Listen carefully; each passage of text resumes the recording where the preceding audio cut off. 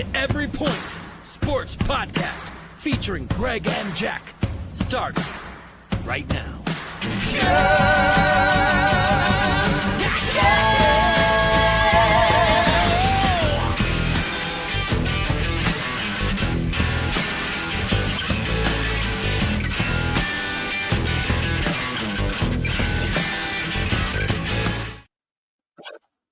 Oh, welcome in everyone to our playoff edition of the Every Point Sports Podcast. I am Jack Stash from Fantasy Farm Sports.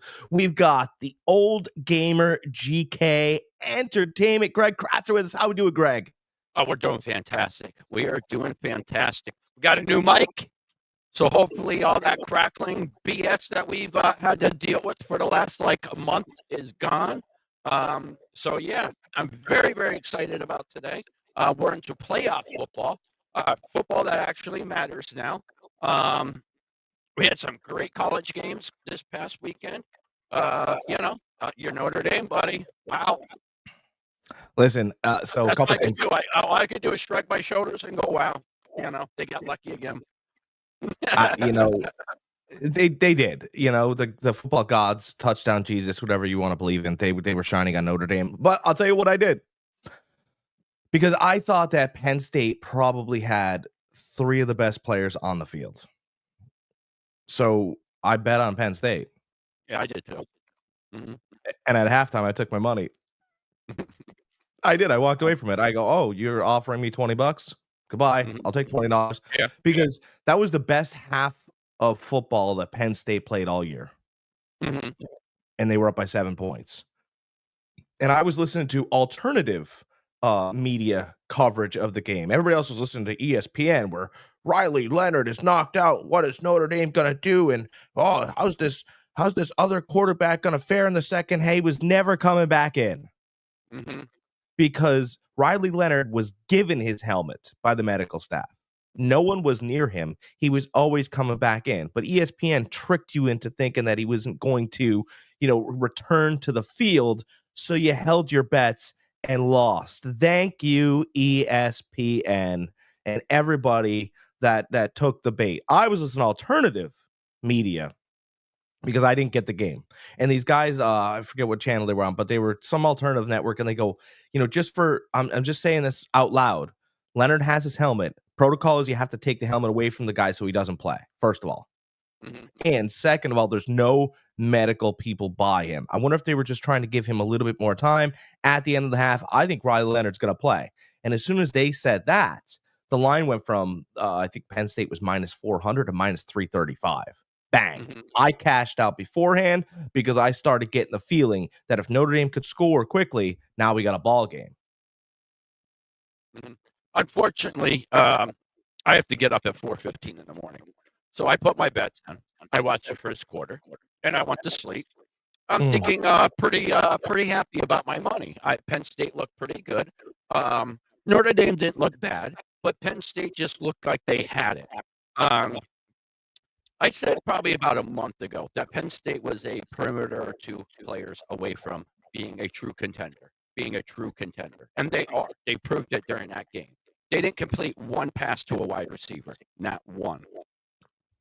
Right. And, I love it too. I don't love it, but so Drew Aller's a young kid. He's a real young kid. He's 20, right? Mm-hmm. 6'5". He's absolutely got an arm that could throw it over a mountain. Yeah, Penn State's got a problem. Their tight end is the best player in the country, or one of the best tight ends that'll be coming out in a long time. Bowers was up there. I mean, Bowers, he's a special player, and he proved it this year, even as a rookie, as a tight end. Like, he came in and lit it up for a crappy Raiders team. Well, and that's just my point. I think that Bowers is more of an offensive weapon than this kid that was number 44 from Penn State. To forgive me for the name, but the way I'm looking at it is this. He was the best offensive weapon and best tight end of the country and all these things that you want to say because he was the only weapon that Penn State had. The wide receivers didn't catch a ball because they couldn't get separation. Mm-hmm. Penn State does have a wide receiver problem. Okay. Yes. They got great running backs. They got a fantastic line. That kid played well, but Aller tried to throw it to tight ends, he tried to throw it to wide receivers. Mm-hmm.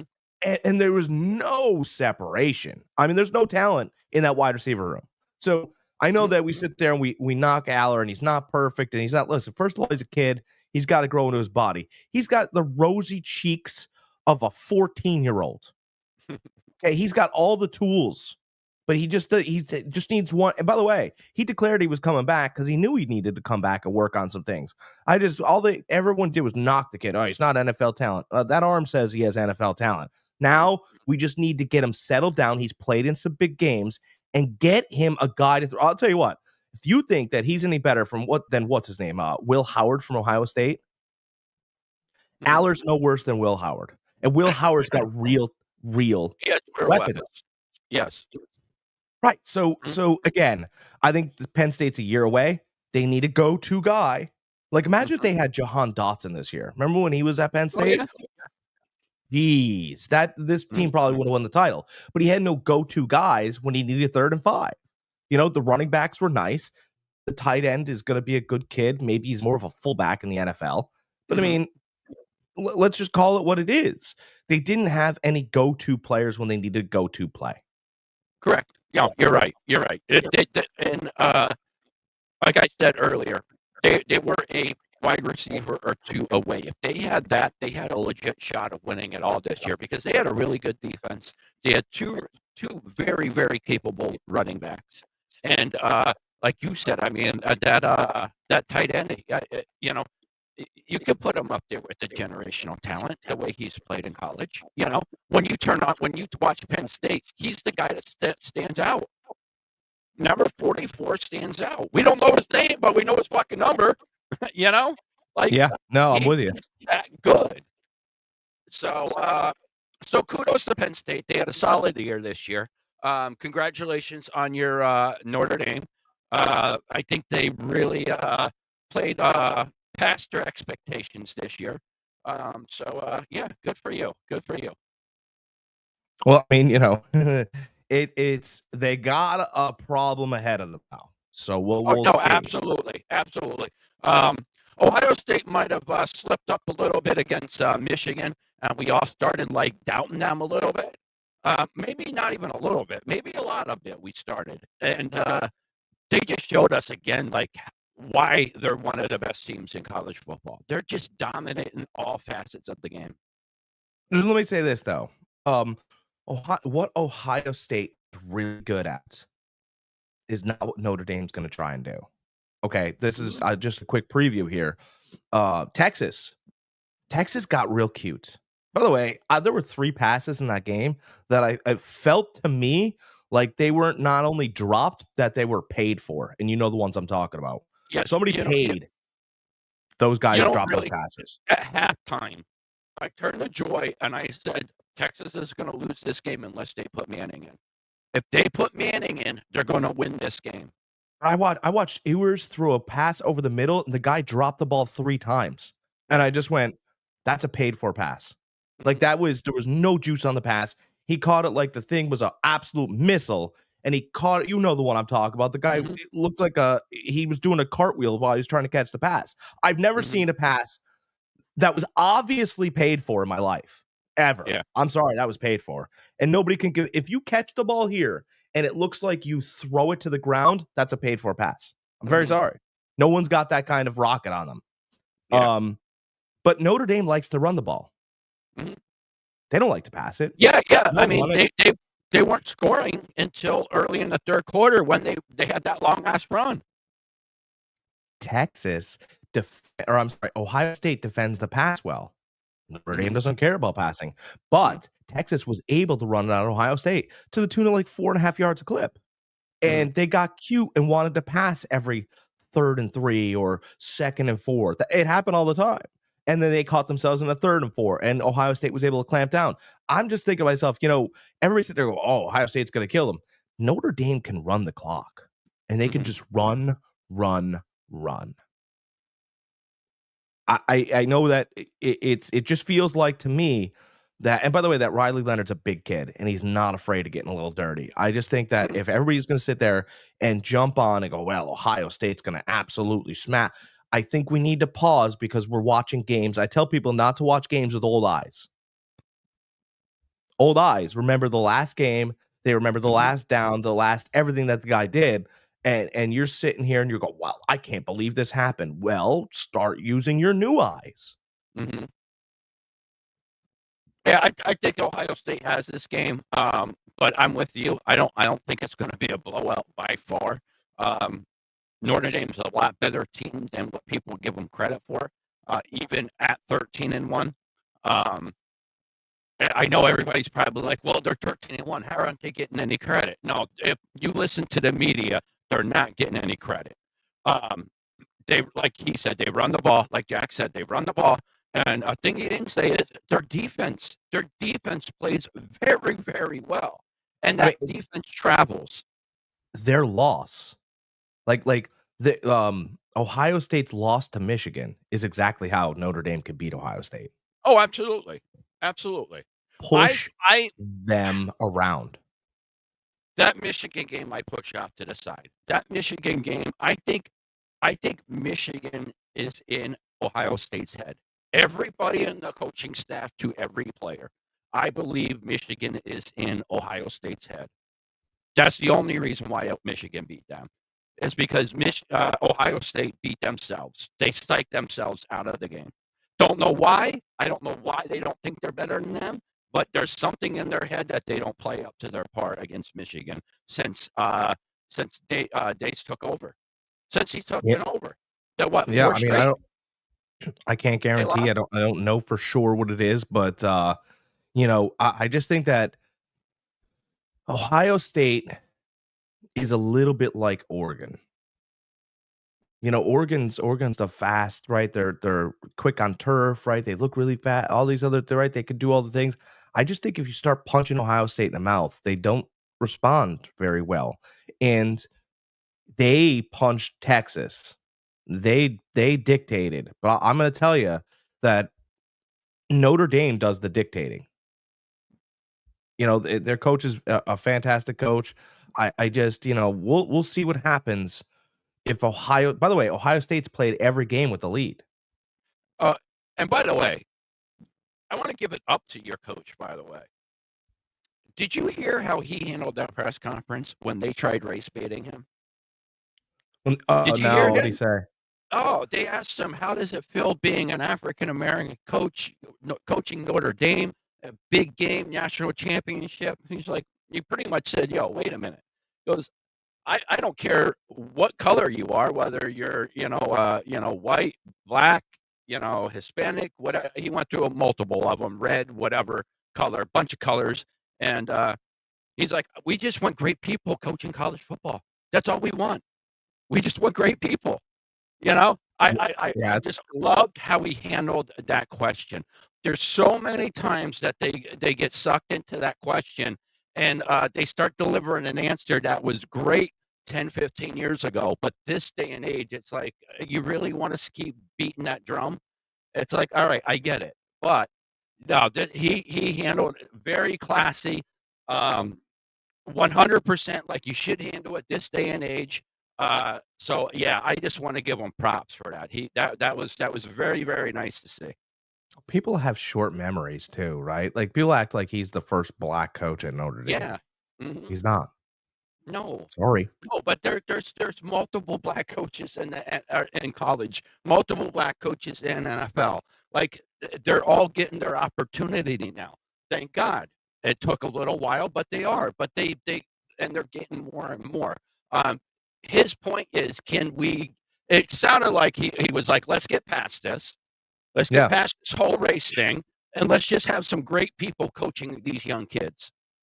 right. It's about the kids. It's not about Yeah. obviously it's about the symbol and the program and the school, but it's about the kids did all the work. He, Absolutely, absolutely. kept them So yeah, working hard. yeah, a little clap for your guy there. That was awesome. Very, very, very well handled. One more. We got one more. All right. Yep, you guys do. It's gonna be a hell of a game. Hell of a game. I it just sucks I'm not gonna be able to watch it. What did we like? Or so how'd you do yesterday? Uh, I broke even yesterday. I should say I lost $10. So, and that's because of my parlay. But other than that, yeah, not too well, not too good. I'm hoping to bounce back today. We'll see. So I mean, so I watched two teams, right? Obviously, I watched two games. I I told you in the pregame, guys, I'm not a big Herbert guy. I wanted to be for a while. Mhm. Stats were good. I see a quarterback that takes a lot of hits in the pocket. His feet are a little bit slower than I'd like. He does not do a great job of remaking the pocket. He is top heavy, and he takes beatings for being top heavy. He has a great arm. In my opinion, he has a slow release. You know, I'm not an NFL scout, but when he pulls that arm all the way back, there's real problems, and he does it a lot. It's not a perfect release by any means. He threw a lot of passes high yesterday when he was under siege. Um, I know that they're tied to Herbert, and everybody loves him, and he's generational. I'm out. I don't think Herbert can win you a Super Bowl. I really don't. Whenever he gets boat raced, he loses. Okay, I just want to interject real quick with you here. You were talking about his release and how long it is. That can be corrected with good coaching and in the off season. It's going to take a multiple off season. I'll give you two examples, and they were both 49ers quarterbacks back to back. First one was Alex Smith. He had a long release, took him a while to get that. Second, Colin Kaepernick. It took him 2 seasons to be able to get that ball where he's not dropping it below his hip. 2 seasons, and then finally he was able to correct that a lot better. But so that is a motion that can be corrected. I agree. Yeah. And when Colin Kaepernick would pull it back only to his ear hole and let it go and trust it, he was much better. Oh, Yeah. absolutely. Oh, yeah. And A by the lot way, more accurate too. to me, that's people will hate this, and I don't care. To me, that's Herbert's comp in this situation is Kaepernick, right? Kaepernick, if Herbert can harness and do the things that Kaepernick did well underneath Harbaugh, he's dangerous. If he goes back to, his Oregon days or thinking he can get away with things, I mean, it was brutal yesterday, and I don't want to. Let's not sugarcoat it because it's silly to do so, right? So both quarterbacks started off poorly, and I don't know who got in Stroud's ear, but it worked. And Stroud started pinpointing certain areas of the field. Then he was able to go here, there. He saw some mismatch. He saw things Herbert did not. They were both under siege for a while. I just, again, we keep almost, we keep Trevor Lawrencing Herbert. Oh, well, he just needs this or he just needs that, or what he could use. What do you want to give him? What does he need? I want to give him a wide receiver that doesn't drop the ball every single time it's thrown to him, like Quentin Johnson does. That would be nice. Give him a solid running back all year round. You see what he can do when Dobbins is in there and playing well. Listen, I'm with you. He needs to clean up a lot of his mechanics. But we've talked before. He's definitely still a top 15 quarterback. I believe you could still win with him.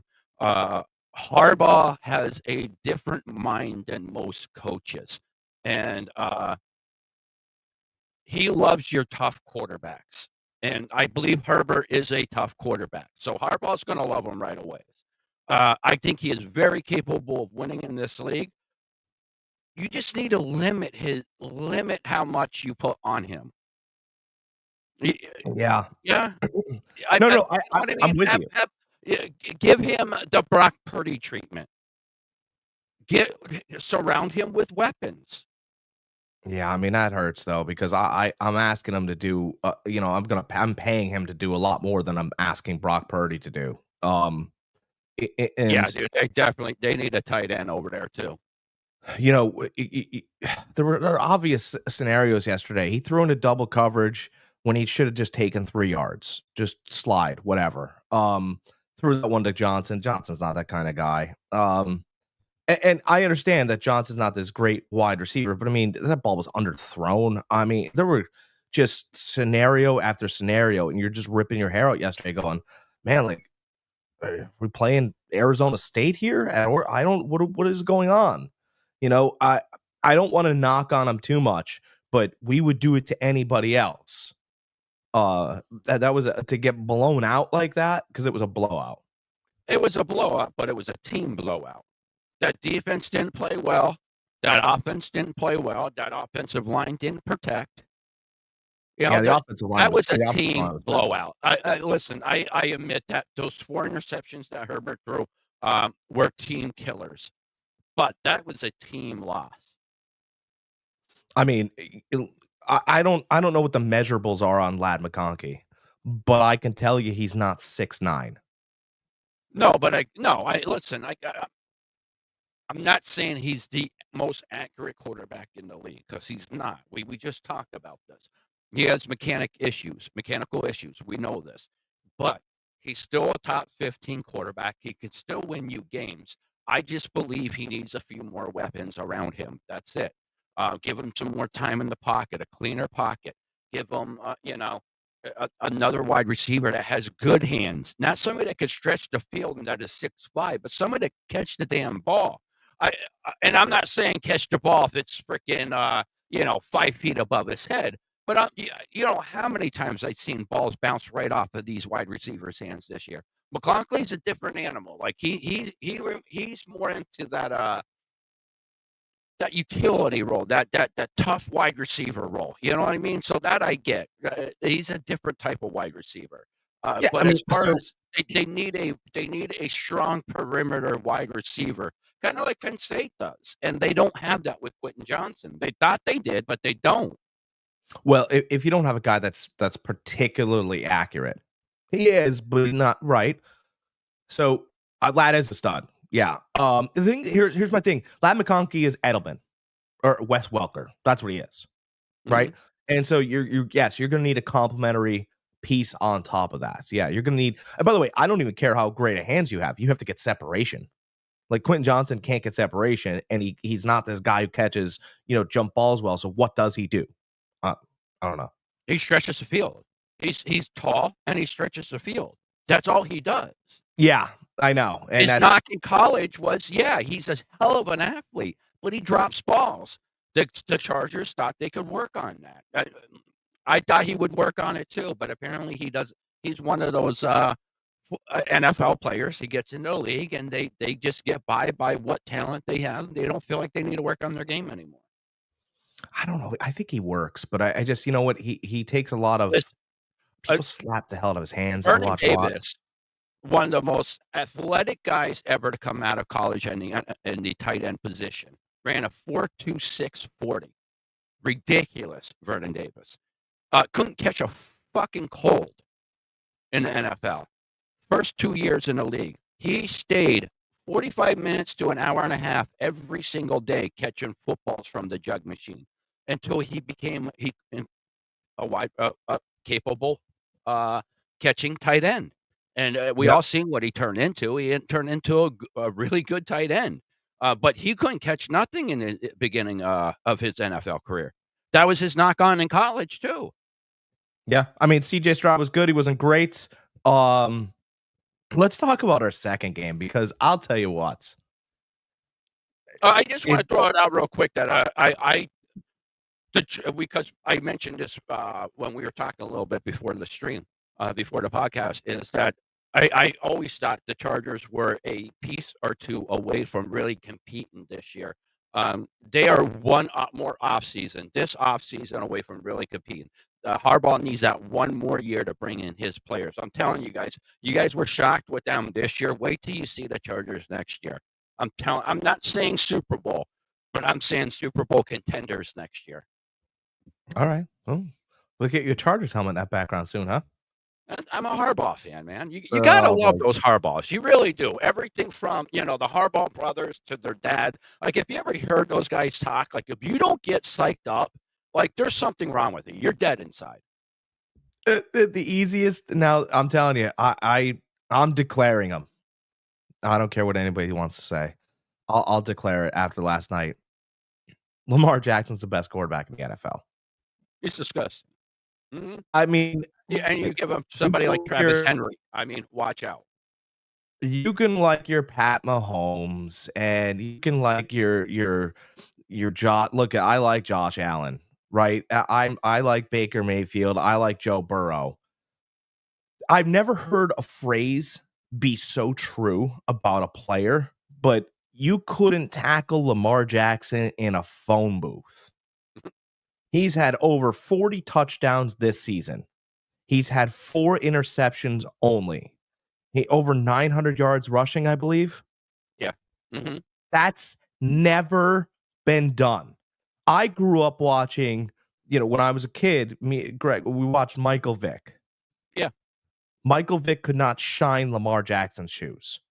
That Mhm. is how good. Like, if you guys, people compare LeBron to Michael Jordan, and it's completely wrong. Michael Jordan's better than LeBron.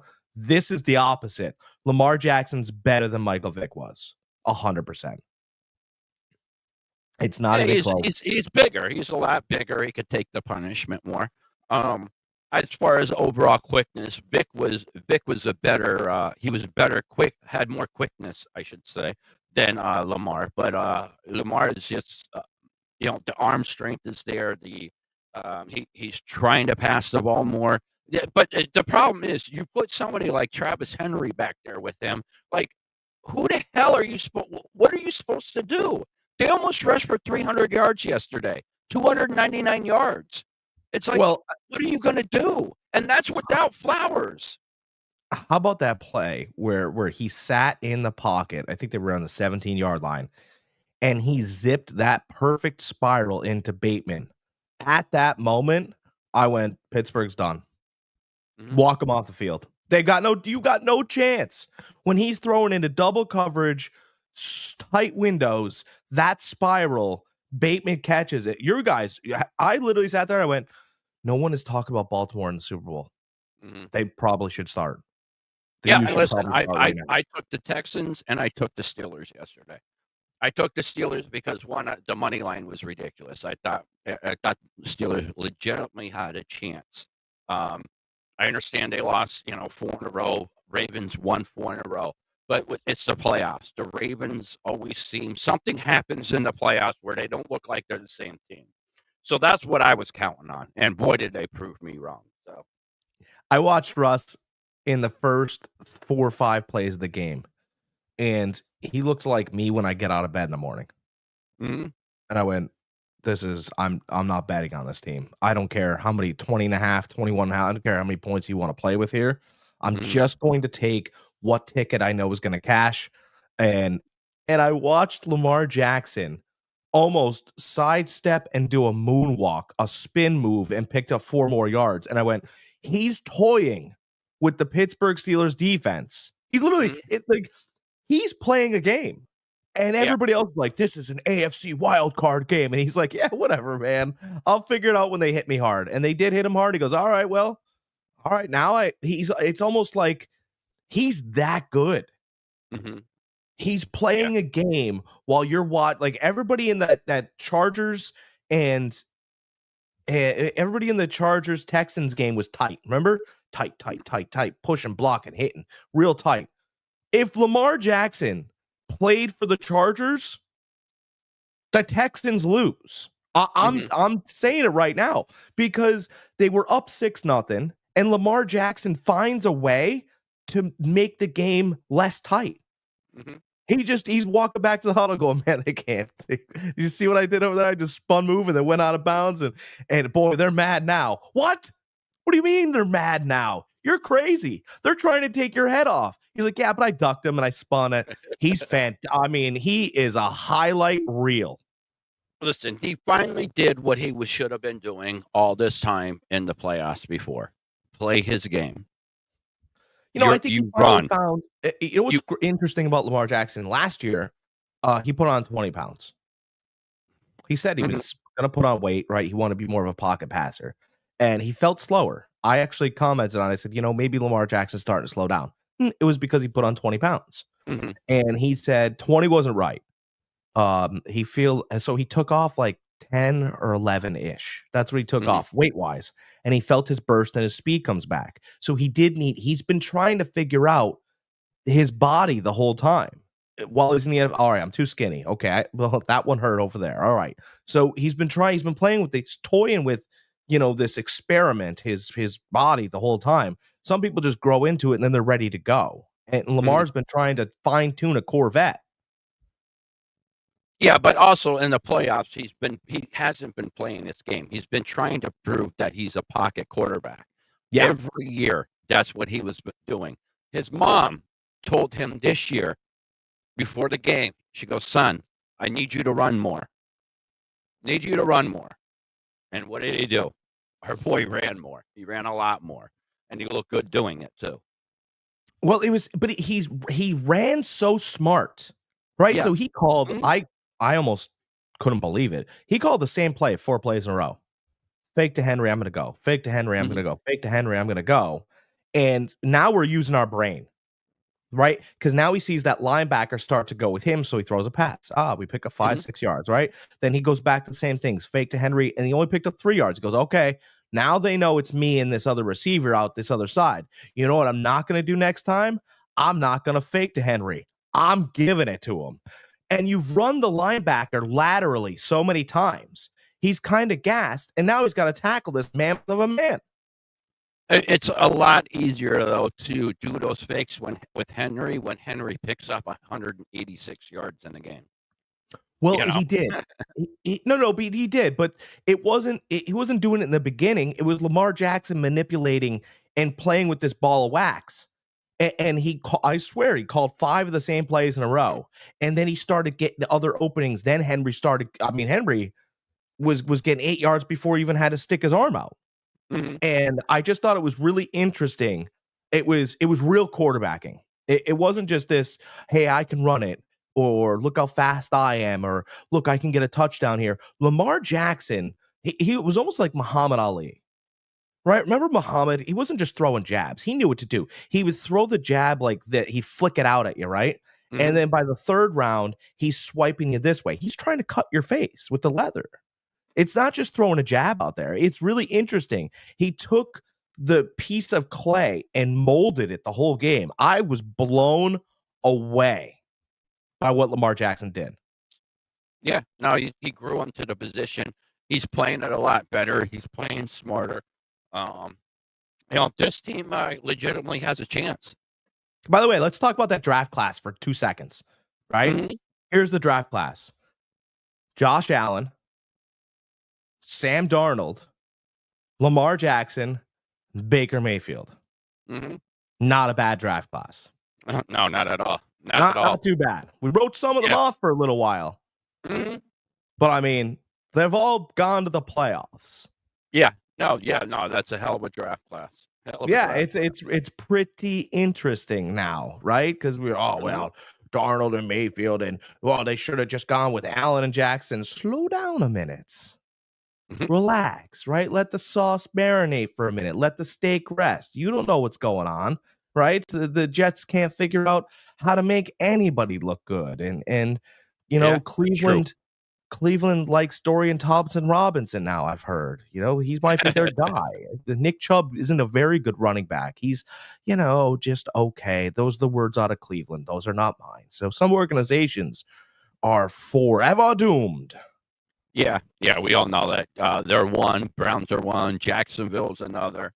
It's just I strongly believe Tennessee's another one of them. It's just I don't see it. I don't see it in their future.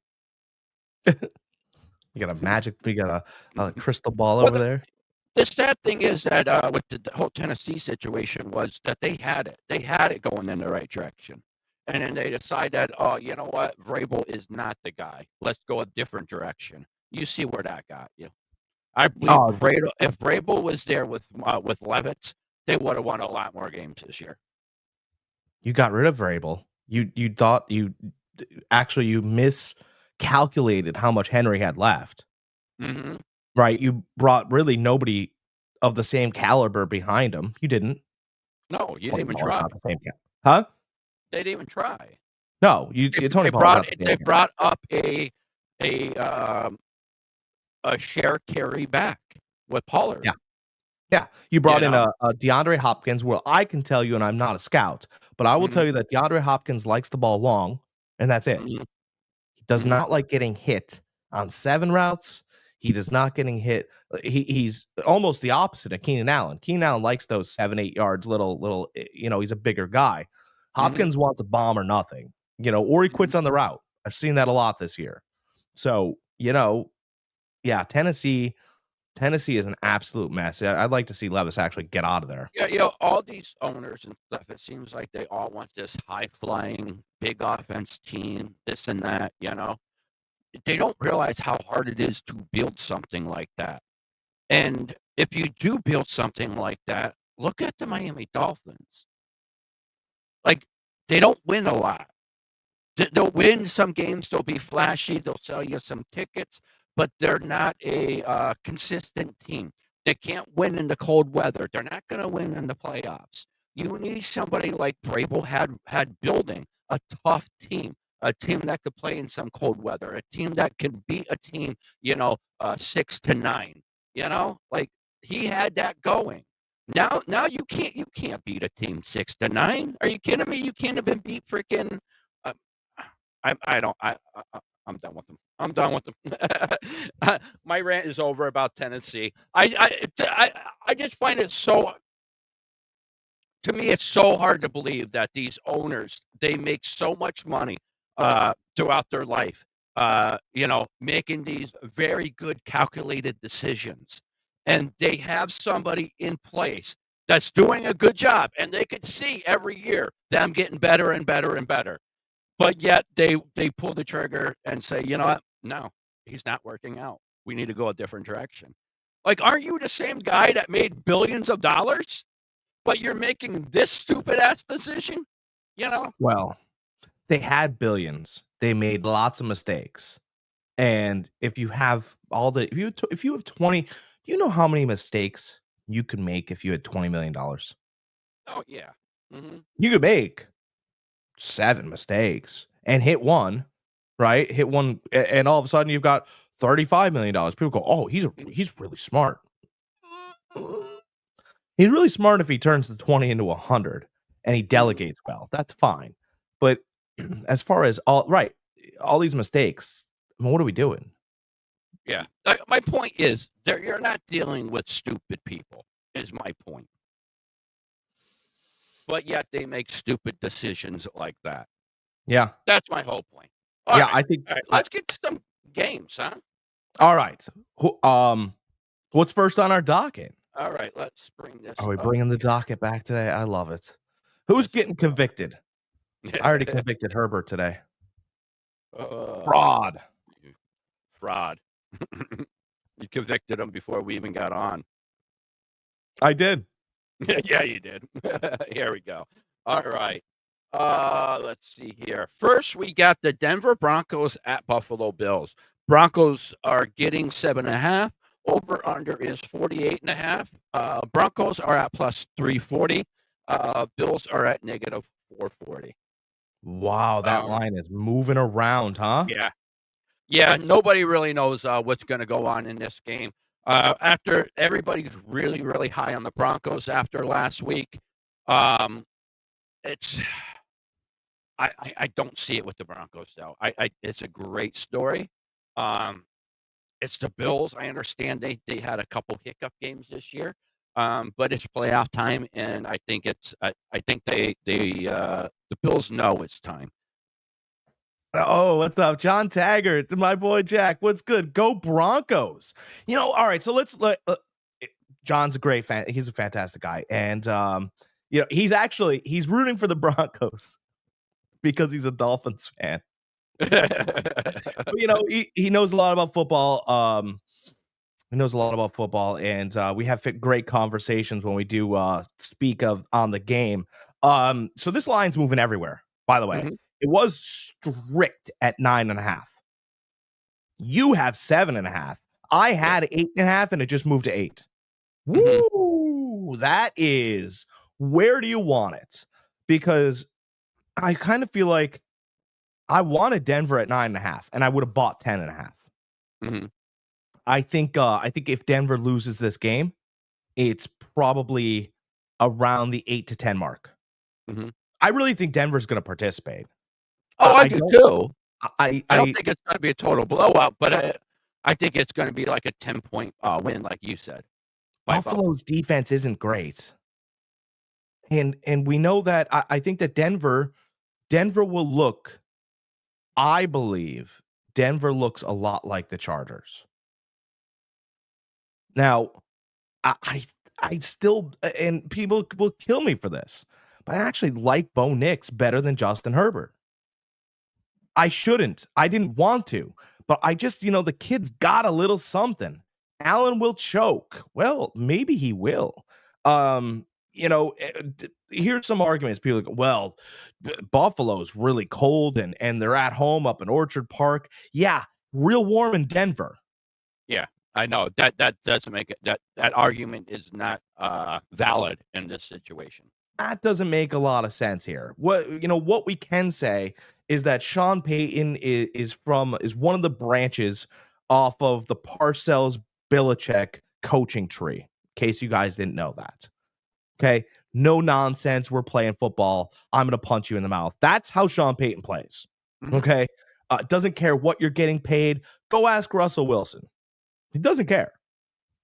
You will play if you deserve to play. You will get merited and badged if you deserve to get merited and badged and pinned and all those things in his system. That's how Sean Payton does it.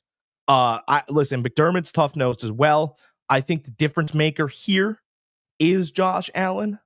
I just think he's probably the best athlete on the field.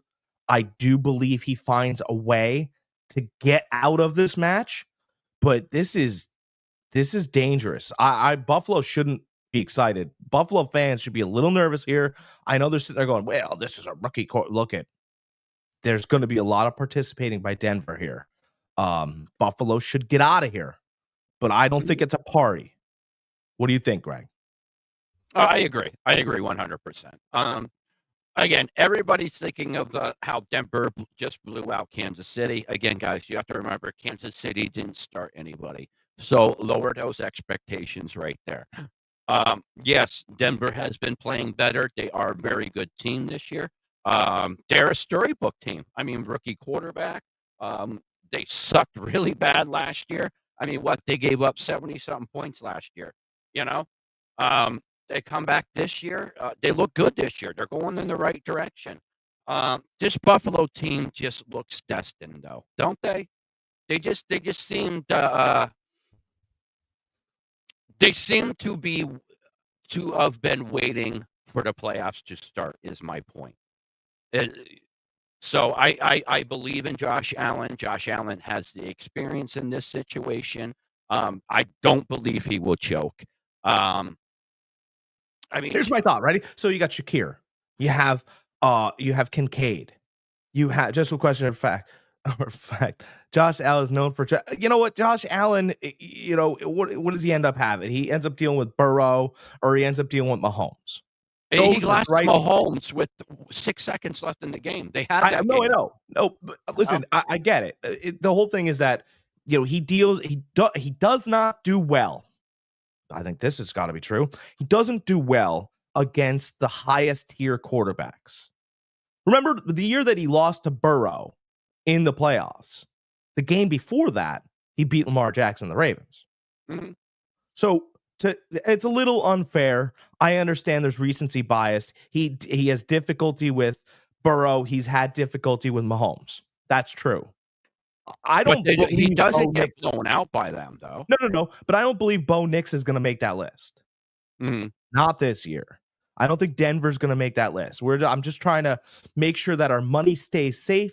We make a couple bucks here. You have Kincaid, you've got Knox, you've got Amari Cooper, pretty tough cat.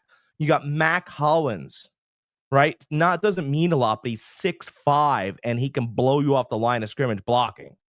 Mhm. I think Buffalo's got too much talent, and Denver's going to show up and try. And the thing that they have this year that they didn't have in the past years is Cooks actually is running the ball very, very well this year. Yeah, Dalvin Cook's doing great. When he needs a breather, you got Ray Davis. All he knows how to do is move forward. Mhm. You don't have to get cute here. I like Buffalo. That's how I I feel. like Buffalo here too. Again, Denver is a nice story. Don't get me wrong. I just think that they're going to run into a team, Buffalo Bills, that to me they look destined this year. They really do. I think they are going to go all the way to the playoffs or all the way to Ooh, the Super Bowl this year. I all think right. they're going to beat Kansas City. Yeah, yeah. I like Buffalo a lot this year. Buying you a All right, Bills so Mafia shirt, huh? I my Niners aren't in it, so I need to support somebody. Bills Mafia shirt. All right, Greg's wearing it. Do we do we get over 48.5? See, it's tough. Cold weather. I don't like to touch over unders in the cold weather because you never know what's going to happen. A fumble or two here, a missed third down here. You have to kick a field goal instead of getting the touchdown. Yeah, so I personally wouldn't touch the over under here, just because it's cold weather. Leave it All go. right, John's got he's gonna go with Denver. John, if you do go with Denver, do me a favor, right? Because we're trying to make money and we don't want to bet all of our heart. What I would do, look at you wouldn't I tell people this all the time, especially when they're betting, right? When somebody tells you they want $400,000 worth of house for a house, you don't just give them $400,000. Negotiate, right? You want to negotiate your price, right? So I would buy points in this. If you wanted to bet Denver, root Denver. Look, at there's no problem with that. Maybe Denver wins. Maybe they go with the Mhm. upset, but we want to cover our tails the best that we can here. And you can get. I'm trying to find our spreads here real quick, our alt spreads, because I love alt spreads. All right, you could get Denver minus 150, getting 10.5 points. Now, I want to caution you guys because Pittsburgh looked real cheap last night. I think it was minus 240. Minus 240. And that was for getting 14 points. Greg, you think that's cheap, Mhm. right? Oh yeah, yeah. Hmm. So you're like, oh, I'm getting 2 touchdowns. Yeah. Hmm. How'd that work out? How did Yeah. that work out? 10.5. So you could start this game with Denver getting 10.5 points, and they're only giving you minus 150. I mean, there's all the Hmm. way up. You could buy 22.5 points here. You could buy 20 points. You could buy points. But I'm telling you that the prices are cheap. And just because it's cheap does not mean you should participate. Allen has not failed under pressure every playoff season. I'm sorry. That Bills and Chiefs game, you can't put that on him. He won that game. That's on the defense. They couldn't stop him with 6 seconds. He went down and kicked the field goal to tie up the game. That you can't put that on Josh Allen. I'm sorry, John.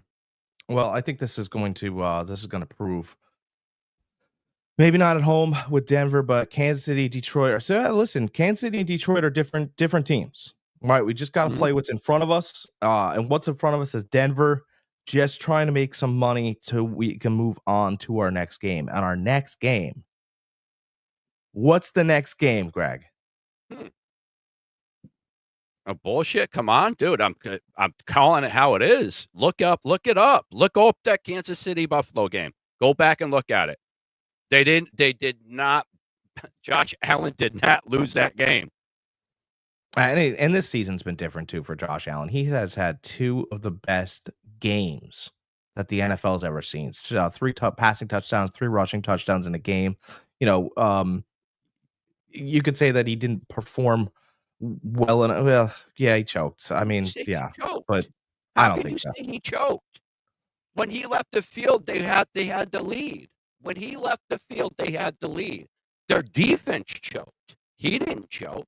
What do we got? What do we got for Green Bay, Philadelphia? All Greg, right, what's that docket next. look like? Next, we got Green Bay, Philadelphia. Green Bay is getting 5.5. Over under is 45.5. Money lines plus 195. Eagles are at negative 238. Listen, I like Green Bay a lot this year throughout the year. Um, but with Hurts under center, this Eagles team is just a different team. Uh, Now that they have Barkley there, you put Barkley with Brown, with Smith, with Goddard. Goddard. When Hurts went down, before he went down, this offense looked like one of the best offenses in the league.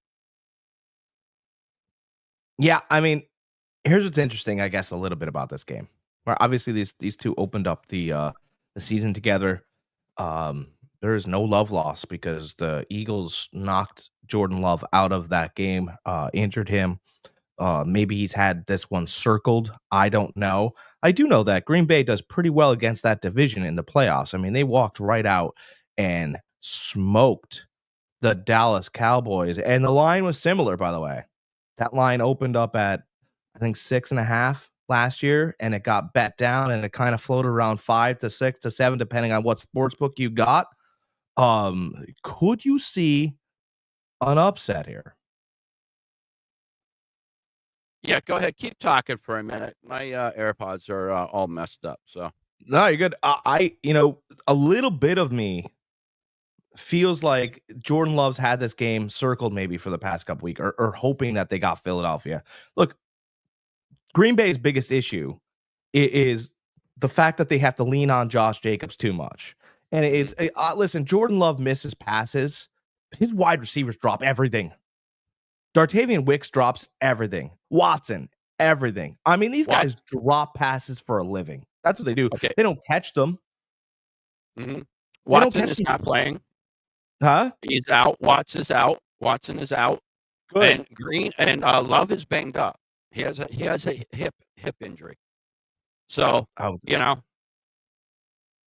like the Eagles even more because of that. Yeah, you like Philly? Yeah, I like Philly a lot. I really do. I think by far Philly is probably the best team going into the healthy going into the playoffs. Okay. Before, like I said, before Hurts got hurt, they were rolling. I understand they were, the number 2 seed, or whatever, 3 seed. But they're playing lights out with Barkley. So I like to watch Minnesota spoil Philly's expectations. That likelihood of beating the same team 3 times is highly unlikely. Oh, you and your Minnesota. He likes the Minnesota. You and your Minnesota. I like Minnesota too. Yeah, we're coming up on them. But yeah, I like Philly this game. Do I think it's going to be a game? Yeah, but ultimately, I think Philly pulls away from here.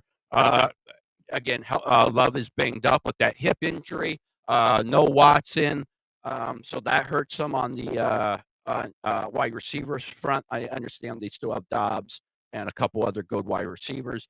Jacobs is good, but he's good in the beginning. Once a team is able to find out what they're doing with Jacobs, they tend to shut him down in the second half.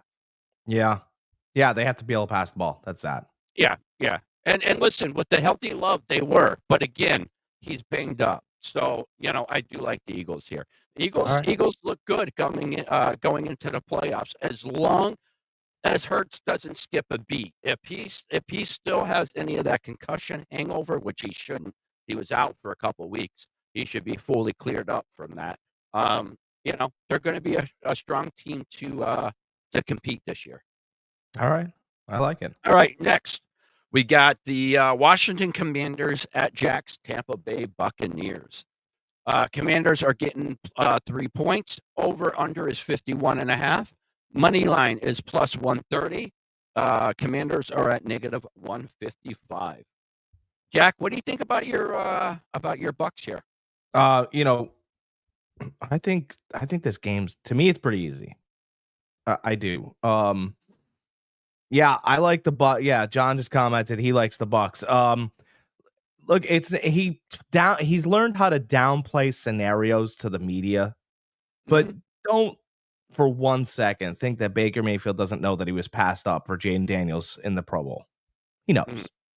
By the way, Jaden Daniels and the Washington Commanders lost to them game 1. I understand it's game 1, but Washington's defense hasn't gotten any better, nor have they gotten any younger. Right? Like Washington, I understand that they've picked up Marshawn Lattimore. You know what Marshawn Lattimore is going to do? He's going to pick up a couple PIs on Mike Evans. And then they're going to shift him over because they're going to not want him to get tossed or pick up another PI. They're going to move him away from Evans, and he'll be on McMillan, and McMillan can really play now. I mean, there's been scenarios in the past couple of weeks where Baker could have got the ball to Evans, but he's gotten the ball to McMillan, and the reason why is he's trying to build confidence in that young kid. So that if he can build confidence in the young kid, then he can go back to Evans whenever. You build confidence in McMillan, which he's done over the past couple weeks, and now he has a duo again, right? Because when Evans came back, he was just trying to get Evans back and feeling good, but he needed like Batman needs a Robin. You need that guy to be able to shift the other sides of the field. I know it's a 3-point spread. You're in Tampa. This is Jaden Daniels' first playoff performance. I know that there are a lot of people out there that knock how Todd Bowles calls his defense, and it's hilarious because I could watch how the defense is being called. What he does is he lulls you into a sense of security, right? Oh, we're feeling good. You know, you have the lead or whatever. And then all of a sudden, when you feel good, blitz is coming. Mhm. The blitz is coming, and you have no idea where it's coming from. You can guess he might drop it from the roof, but it's coming, and it's going to be a cornerback, and he's going to bring a safety down, and he has the players to do it. I don't see how Jaden Daniels gets out of this one. By the way, like Washington hasn't looked great lately. They've looked fine. But I mean, they haven't represented what their record is. Tampa's had to basically fight week in and week out to get to this point to make sure they won the division. A team that's been in playoff mode for the past couple of weeks, I don't see Washington having a chance here. I really don't. To a degree, I agree with you. What scares me about Washington is they seem to have that it factor this year. They have 6 wins coming on the final drive, final seconds of the game, most in the NFL. That's what scares me. On paper, on eye test, everything shows that Tampa should win this game. Baker should lead them to the win. Everything else. Lattimore and Evans knows each other very well. In case everybody forgets, they were in division. They played each other twice a year, every year. Saints and Tampa. So they know each other very well. I'm with Jack though. I do think Lattimore will get a PTI on him on that game. 1 or 2 maybe. We'll see. He is a bit handsy as he got a little bit older, but he's still a very good corner. Very good corner. So I'm not taking anything away from him. Is what the linebacker for Washington, right? That's Bobby Wagner, right? Mm-hmm. Bobby Wagner's not catching Bucky Irving. Sorry, not happen. It's not going to happen. No. Bucky Irving is a problem. And you know, Rashad White again is a nice player, but Bucky Irving's a real problem.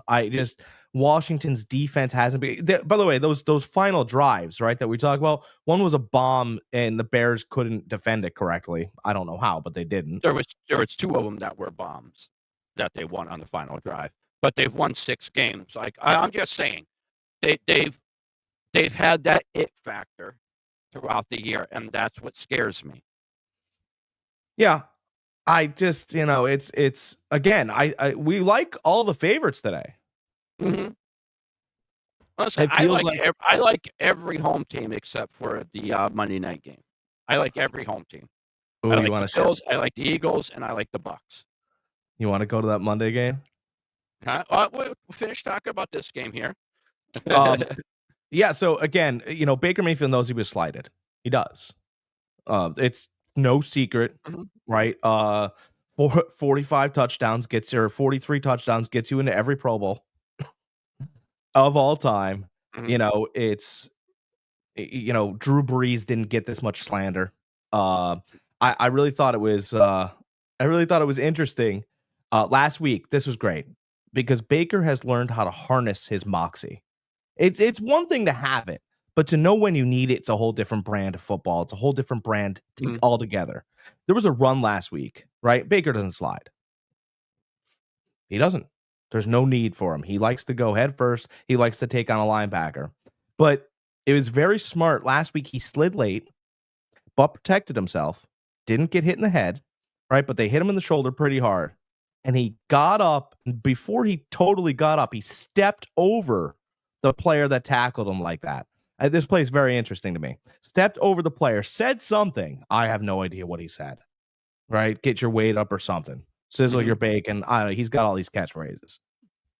Stepped over the player. The player had something to say to him, pushed him.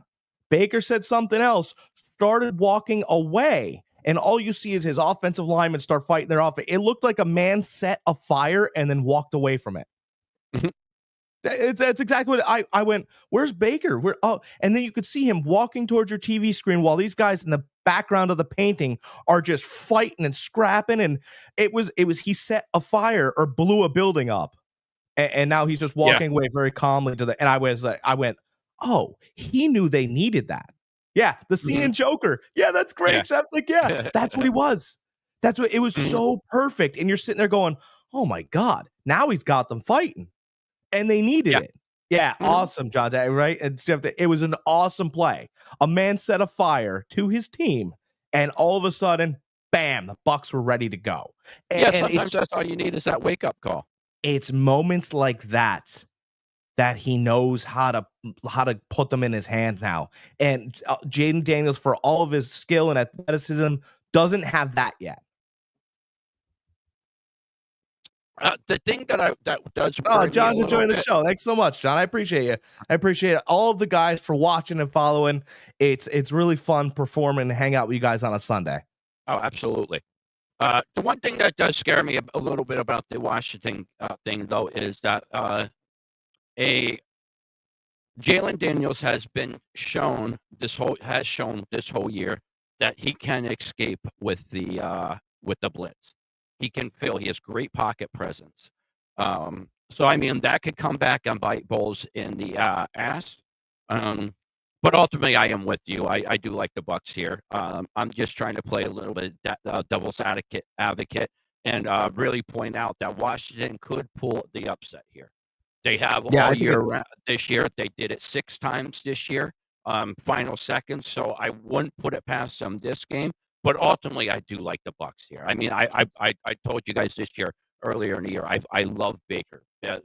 So I mean, just for context, right? Well, let's just go. We'll go backwards to go forwards real quick, and then we'll move on to the last game. These teams opened the year, and I remember our conversation. We both liked the Bucs. We both liked the Bucs on the money line because the line was 7. The line is 3 here. So somebody believes that there is a little bit of a better Washington team, just not good enough. I agree. Yeah, I agree. Baker is seasoned. They have a seasoned team over there. Commanders are young. Their defense isn't quite there. Not quite there. They're not there. That offense is good. And Jalen Daniels proved that he is something special this year. So that's all I'm saying is just watch out for this game. Ultimately, I'm with everybody here. I think the Bucs are going to win. They should win this game. But again, I was wrong 6 times this year with Washington coming back and winning at the last second. So that wouldn't shock me again if that happened because I've seen it already. It is now 12:15 p.m. Ladies and gentlemen, sizzle your bacon. Bucs win. Yeah, Bucs win. Like I said, I'm taking those 3 home teams. I'm taking Bills, Philly, and Bucs all on a parlay. All right. That's a good bet. I am taking. And then I'm taking this final game. I'm just taking it by itself. I'm not adding this into the parlay because this, I believe, is going to be one of the closer games of the week. And that is the Minnesota Vikings at LA Rams. Vikings let's hear it. 2.5-point favorite. Over under is 47.5. Vikings are at -142 money line. Rams are at +120 money line. All right, guys, here we go. I like the Vikings. This game. I understand why it is at 2.5 right now. Only 2.5. Everybody's probably scratching their head. Why is it only 2.5? Well, the Rams are the healthiest team coming into the playoffs. They're the healthiest they've been all year. They're the healthiest team coming into the playoffs out of everybody, AFC, NFC, it doesn't matter. Um, they are seasoned with Stafford, with Cooper Cup, who hasn't done much, and they do have Puka Nakua, who is a second-year player, plays very, very well. Between him and Stafford, just those two can win you a game. So that's why I think it's as close as it is. They are very thin when it comes to their defense. Their front is very good, but they are thin. Once you get past their starters, forget about it. So that's where I think it's gonna come down to. It's gonna come down to how tired the Rams starters get. I think the Vikings are gonna outlast them. I think there's going to be good plays on both sides, but when it comes down to as far as depth, the Vikings have it, and I think that's what's going to ultimately decide the winner, and that's why I like the Vikings here. Yeah, I'm gonna play devil's advocate as well. I like the Rams in this game. I like the Rams to win outright. They're not playing in Los Angeles due to the tremendous wildfires that are going on. Shout out to all the people that have lost their homes. And the ones that are just struggling to kind of day in and day out, guys, we're thinking about you. I don't really care to place blame, who did what, when, where, and how. The end result is there are people that are dealing with a lot tougher situations than you and I are, right? We're in our homes. We don't have to run around and get to the Red Cross and do all those other things. We don't have to do that. We're very lucky, very fortunate. We're going to have all of our circumstances that we thought we had in the beginning of the week at the end of our week. We're very lucky to have that consistency. Unfortunately, people in Los Angeles do not right now. Our thoughts and prayers go out to them.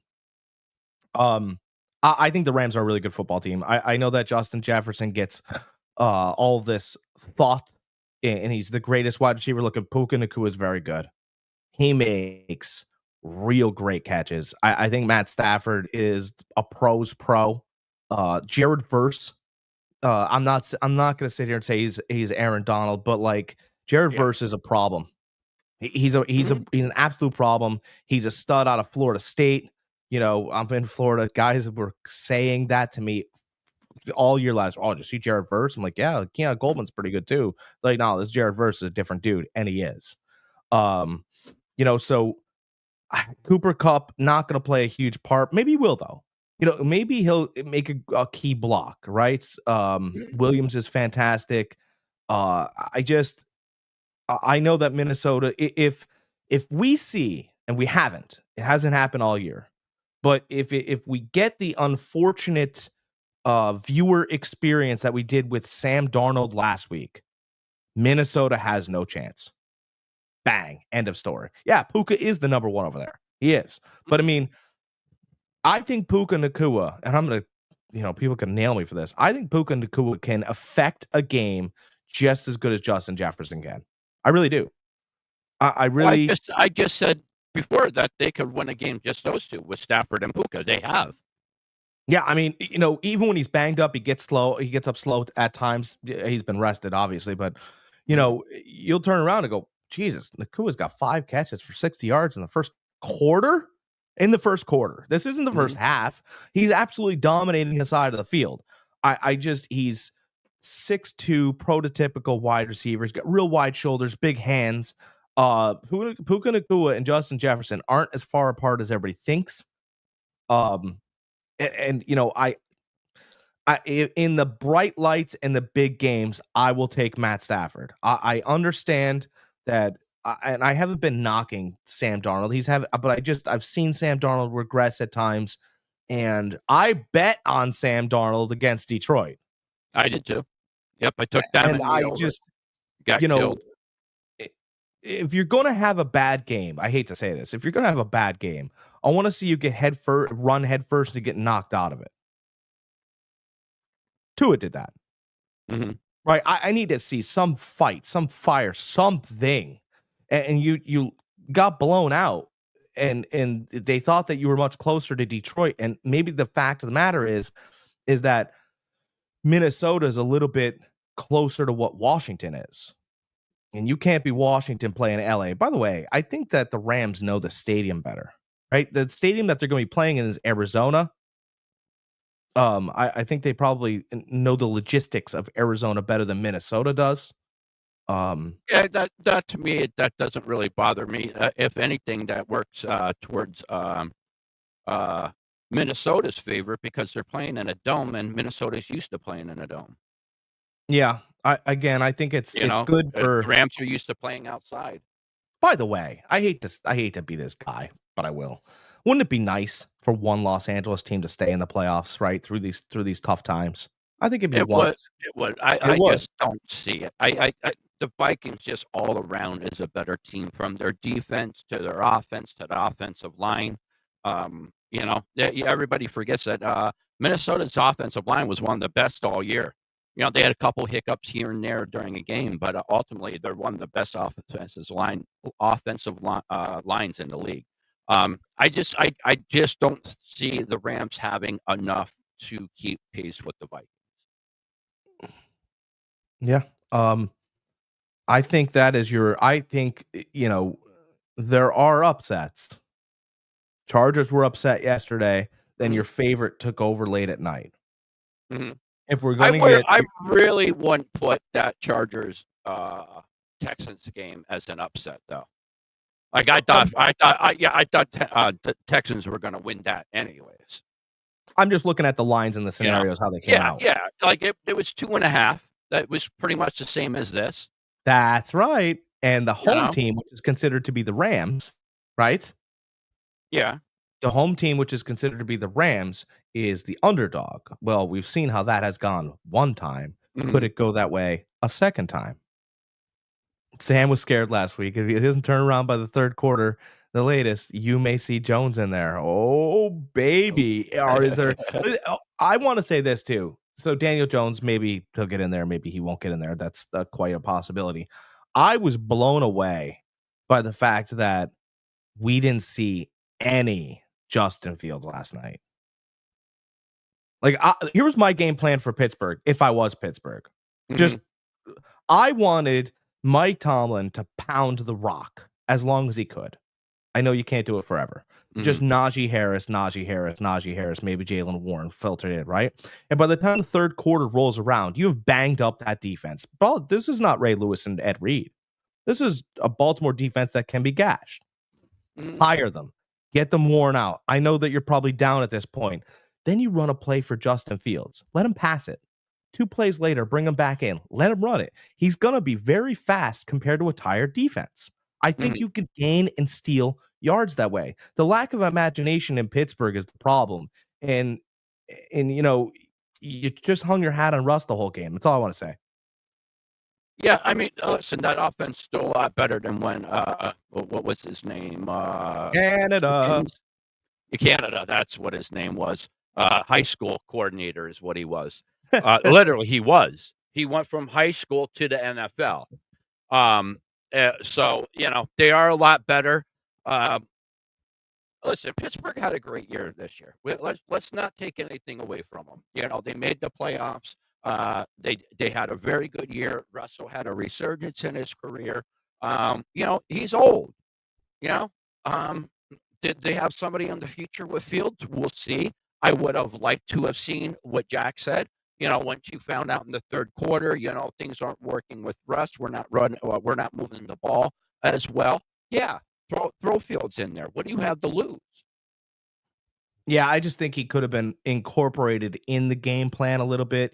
I mean, Russ threw a couple good ropes last night. He did. But I just think if you were looking for a little dynamic, right? If you wore the defense out, I mean, I would have run Najee Harris 30 times in the Hmm. first half Hmm. if I could have. I mean, really, And beat. go ahead, finish your thought.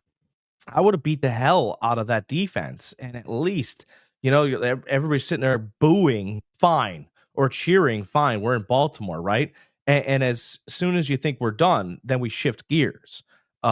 I just think they got behind too quick, and Lamar was too spectacular. But yeah, I mean, if Sam Darnold doesn't look right, Daniel Jones could be the guy, and all of a sudden, you're sitting there going, "Oh, all right, well, here we go, Daniel Jones." Yeah, and also about the whole Pittsburgh thing too is, throughout most of the year, up till the trade deadline, they were looking for that second wide receiver. They never found him. If they had that second wide receiver, we might be telling a different story. Yeah, yeah. I mean, they But brought in Mike instead Williams, but you're forcing the ball to Pickens, and then you're throwing the ball into an end zone triple coverage up to a 5'9" wide receiver with Austin. You know what I that mean? touch Like, that makes no touchdown to sense. Pickens last night, oh god, my Pickens drives me crazy. If you're going to push off, Mhm. wear the color gloves of the team you're playing against, just to Yes, whatever, please, right? quit being stupid. Yeah, don't and by the way, use one hand. Don't use two of your hands. What are you, an idiot? This isn't Coastal Carolina you're playing, and you're playing at Georgia, where they're Uh, just gonna go, "Oh, well, yeah, what a spectacular play." It's just, George Pickens drives me nuts because if I offered him $100,000 and I said, "Hey, man, here's what I need you to do. Just don't do anything stupid today, and I'll give you mhm. $100,000." My money would be safe. Yeah. Oh, I agree. I He agree. would do something I agree. absolutely Yeah. stupid. Like, he Yeah. catches a 30-yard pass and spikes the ball in front of the cornerback and starts taunting him. Why? You lost me. It's one pass. I don't is this how you celebrate at home? I'm done with the dishes. Woo! Like, all right, man, it's a couple dishes. Relax. Jesus. All right. So Jack and I agree on every game except for the Vikings-Rams game. One game I do caution you on is that Commanders game. Again, I'm just saying it's happened 6 times this year. Just watch yourself.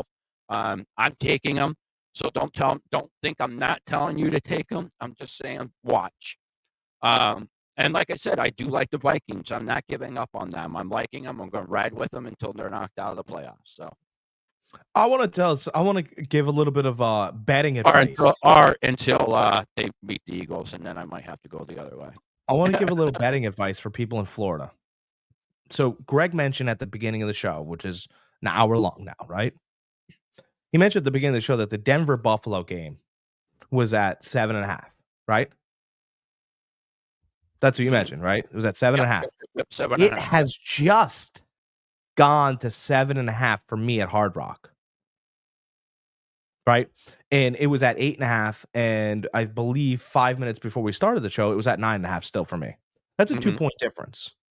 No, and the points might not matter, those points, but when you're looking at alt points, right, the -120, -130, when you're looking at alt points on the sideline, you can actually get yourself into a little bit more money based on whatever alt line you wanna go with, because that's a Mhm. 2 point swing right there, right? So that's, the difference between -110 and -130. Mhm. It's little stuff that like that, the details that can make you a couple extra bucks. Just Yeah. a thought before we get out of here. Mhm. And just so that you guys know, when the points were up at 8.5 to 10, the wise guys were on Buffalo.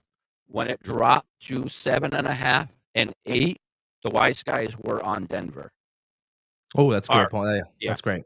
So just letting you guys know. I like that. I like that. All right. Any final thoughts before we get out of here? No, just we want to see some great games. Looking forward to the Monday night game. Actually, I'm looking forward to every one of these games. I think we have some good games in these playoffs this year. And hopefully we win some money. I need a win. I need a win. I had a rough week last week. Didn't make anything yesterday. I think I said I lost $10 yesterday when it was all said and done. So we're hoping for a bounce back day. We need it, boys and girls. Like and subscribe to Fantasy Farm Sports, sports takes, guest speakers, all that good stuff, guys. Subscribers help us grow. And Exactly. the Yep. best part about just subscribing is it doesn't cost you anything. All you have to do is sign into Google, sign into whatever. You're probably signed in already. Maybe you have a Google phone. Maybe you have an Apple phone you need to sign in. Just go to Fantasy Farm Sports on YouTube and subscribe. Just hit the subscribe button. It's just that simple. Mhm. It does us a tremendous favor. I'll keep giving you guys sports lines, stories, Rumors are fun, aren't they? I mean, in yeah. high school in the hallway, rumors got you through a day. They also do in sports too. When things get slow, I'll bring some of those to your attention as well. Like and subscribe, guys. Yep. Also, guys, hop over to OldGamerGK. We are over on YouTube. We are on Facebook. We're on Twitter. We are on Twitch. Go over any one of those platforms. I'm everywhere, guys. Not just sports news. We have gaming stuff over there. So we're Old Gamer GK Entertainment. We like to entertain you with a bunch of different stuff. So yeah, come over, check me out over there. We have some great content. So on that note, guys, everybody have a great weekend. Hope everybody enjoys your games, and let's get that bankroll up, guys. Time to party, guys. I will see you next Sunday. Absolutely.